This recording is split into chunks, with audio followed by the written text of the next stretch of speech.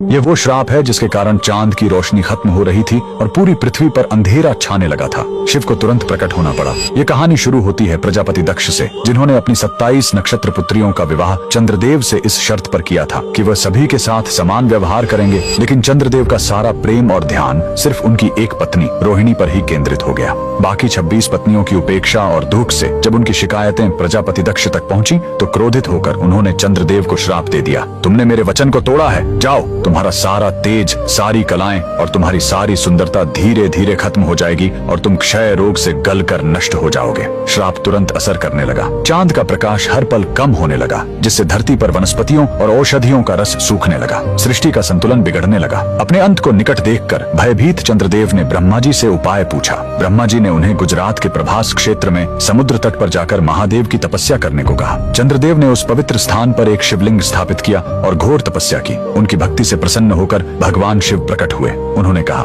मैं दक्ष के श्राप को पूरी तरह खत्म तो नहीं कर सकता, लेकिन उसका प्रभाव कम कर सकता हूँ। शिव ने वरदान दिया, तुम कृष्ण पक्ष में 15 दिन क्षीण होगे, लेकिन शुक्ल पक्ष में 15 दिन फिर से पूर्ण हो जाओगे। उन्होंने चंद्र को अपने मस्तक पर धारण कर लिया और चंद्रशेखर कहलाए। और जिस ज्योतिर्लिंग की चंद्र ने पूजा की थी वो सोमनाथ, सोम यानी चंद्र के नाथ के नाम से प्रसिद्ध हुआ। और यही सोमनाथ मंदिर भारत का पहला ज्योतिर्लिंग आज भी गुजरात के वेरावल में उसी समुद्र तट पर शान से खड़ा है, जहाँ चंद्रदेव ने श्राप से मुक्ति पाई थी। लेकिन रुकिए, इस मंदिर का एक और रहस्य है। यहाँ मौजूद बाण स्तंभ यह बताता है कि यहाँ से लेकर दक्षिणी ध्रुव तक समुद्र के रास्ते में कोई जमीन नहीं है। भगवान शिव के भक्त कमेंट में हर हर महादेव जरूर लिखें।